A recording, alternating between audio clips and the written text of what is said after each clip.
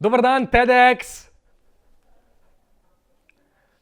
Pustil sem malo večjo pauzo, ker mogoče upam, da ste vsi tako kot v vrtcu potem v en glas odgovorili Dober dan! Upam, da je vsaj kdo rekel dober dan, če ne je to čista blamaža.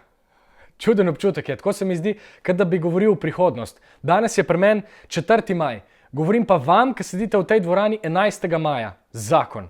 Upam, da ne bom preveč dolgočasen, čeprav po mojem dolgočasnih snovi ni. Smo samo dolgočasni ljudje. Recimo kamen. Navaden siv rečni kamen. Dolgčas. Večini. Mineralogu pa čisti žur si predstavljam. Ali pa arheologu. Ali pa otroku. Ali pa Picassu. Čeprav, mogoče kamen ni najboljši primer. Vzemimo najbolj dolgočasno stvar na svetu. Tako dolgočasno, da je sploh ne morem poimenovati. Samo predstavljajmo si jo. To je res živ dolgčas, obupno nezanimiva stvar, ampak vseeno, poskusimo si jo predstavljati vsak zase. Si jo predstavljate? Spet, čisti dolgčas za nas in najdba stoletja za strokovnjaka za najbolj dolgočasne stvari. Ali pa otroka, ali pa Picassa. Vse je najdba stoletja, če veš, kaj iščeš. Oziroma, če pač nekaj iščeš. Razen, če si Picasso. Ker on je rekel, je ne cherche pas, je trouve. Jaz ne iščem, jaz najdem. Če sem to prav izgovoril v francoščini, verjetno ne. Ampak zapomnil pa sem si tako, da sem si predstavljal Žana, torej Žn, ki je šerpa, ta višinski nosač z Himalaje, cherche pas, in tovori z bodečo žico ovito trugo. Bodeča žica zato, da me spomni na še en Ž in truga z malo domišljije postane trouve. Je ne cherche pas, je trouve. Ker to pač rad počnem. Si zapomnjujem stvari. Moj spomin je prilično obupen in zato sem v srednji šoli sanjal, da bi imel fotografski spomin. To bi bilo legendarno. Vse, kar bi se želel naučiti, bi samo pogledal. Učbenik bi počasi poskeniral z očmi in z lahkoto odpisal vse teste. Potem pa sem videl, da to ne gre tako.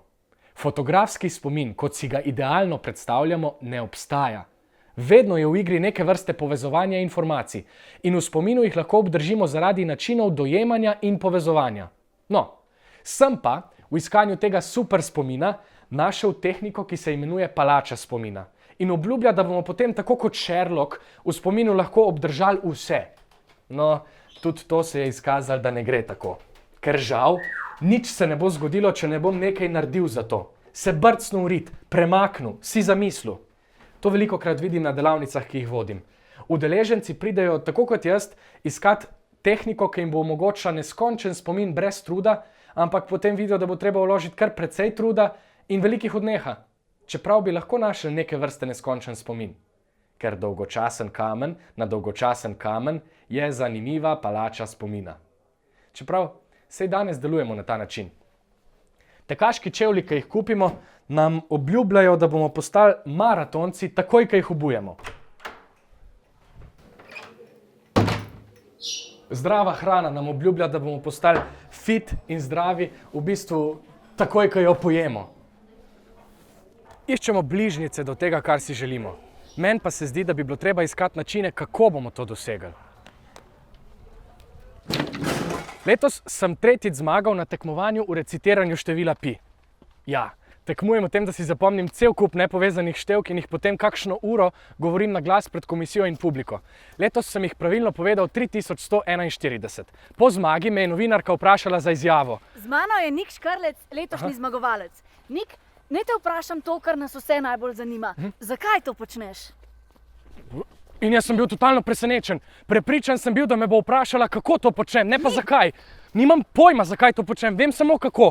To tehniko palače spomina sem potem po srednji šoli že pozabil, dokler mi ni Cimer povedal, da na fakulteti za matematiko in fiziko obstaja tekmovanje v tem, kdo si zapomni več decimalk števila pi. To tehniko sem potem s pomočjo tekmovanja izbrusil in razvil in lani sem zmagal tudi na državnem prvenstvu v pomnjenju in podaril rekorde v hitrostnem pomnjenju igralnih kart, števil in binarnih števil. In ne samo to.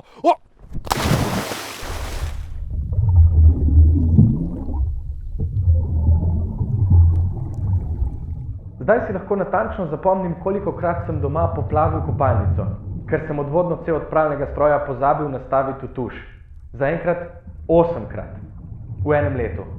In zdaj res ni več smešno.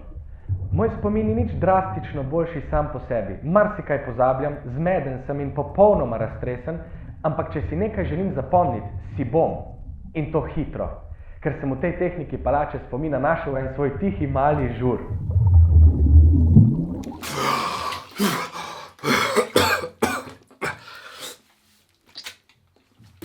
Zakaj pravzaprav gre?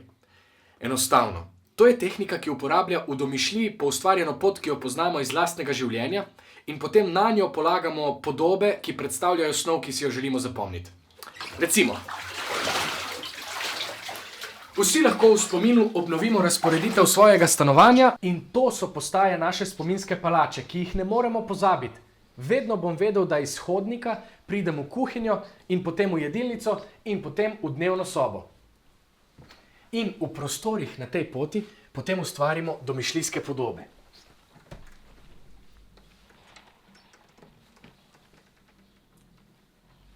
Čim bolj zanimive, nenavadne, ogabne, smešne, ki predstavljajo snov, ki si jo želimo zapomniti. Tudi ta naš Žan, ki kot šerpa vleče ožičeno trugo, je take vrste podoba. Njega bi si recimo lahko predstavljal v kuhinji. In tako bom vedel, da na tem mestu v spominski palači Picasso vedno pravi Je ne cherche pas, je trouve. Zraven bi si lahko predstavljal še slepo kokoš, predstavljal bi si jo s sončnimi očali, črnimi, in z belo palico v krempeljčkih, kako tipa po štedilniku in se zaletava v steno, zato da bom vedel, kaj ta francoski izraz pomeni. Ker slepa kura zrno najde in Picasso ne išče, ampak najde. Recimo, moja palača za število pi trenutno pokriva večji del centra Ljubljane. Začne se v študentskem stanovanju v Savskem naselju, konča pa pri Mercatorju v Trnovem. Vmes se v domišljiji sprehodim čez približno 520 prostorov in vsak izmed njih vsebuje 6 števk. Hotel sem popoln spomin, končal bom pa kot vrhunski taksist z najbolj natančnim zemljevidom Ljubljane. Na poti imam potem posejane podobe, ki mi predstavljajo števila. Recimo, ta naš Žan, ki tovori trugo, bi v mojem kodirnem sistemu lahko bil tudi 1-3, 5-3, 1-1. Zato, ker je Žan v mojem sistemu 1-3, akcija tovorjenja je 5-3 in truga je 1-1. Zelo preprosto in skrajno neumno. Ampak vse veliko stvari, ki jih počnem, temelji na kakšnih neumnih izhodiščih. Recimo, spet, v srednji šoli, seveda, sem v učbeniku za psihologijo prebral, da imajo naši možgani 2 polobli, hemisfere. Da je leva polobla zadolžena za bolj konkretno, logično mišljenje, desna pa za bolj ustvarjalno. In da ta desna hemisfera nadzoruje levo polovico telesa. Zdelo se mi je, torej, če zbudim levo polovico telesa, bom tudi bolj ustvarjalen. Začel sem mrzlično pisati z levo roko, kadar se je le dalo. V šoli sem komaj dohajal pouk, pa zaradi tega nisem bil kaj bolj ustvarjalen, sem imel pa cel kup nečitljivih zapiskov. Potem sem na internetu prebral, da ni fora v eni ali pa v drugi hemisferi, ampak v povezavi med obema. In da žongliranje drastično izboljša to povezavo in seveda sem začel mrzlično žonglirati. Tudi to ni kaj prida pomagalo, sem se pa imel zelo lepo. In rad prihajam v takšne situacije. Pa v situacije, kjer nimam pojma, ker me opomnijo na samoumevnosti vsak dana. Rad podiram zidove, se igram s svojimi omejitvami, svojo samodisciplino in iščem prostore svobode.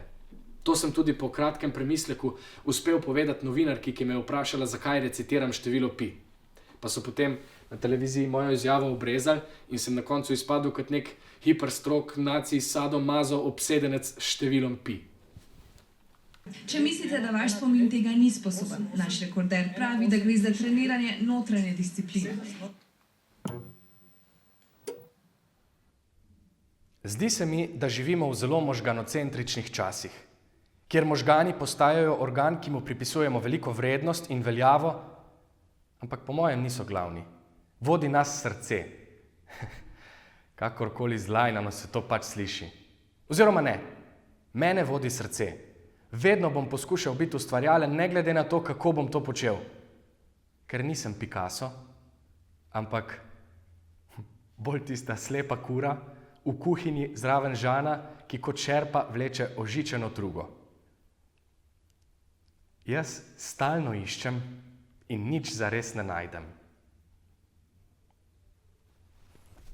Joj, vse je konec, vse je poklon, v redu je. Upam, da je ostal kdo v dvorani do konca. Kokica, greva, ajde. Greva mi do domov, pridi. Pridna, bravo. Tako, ja.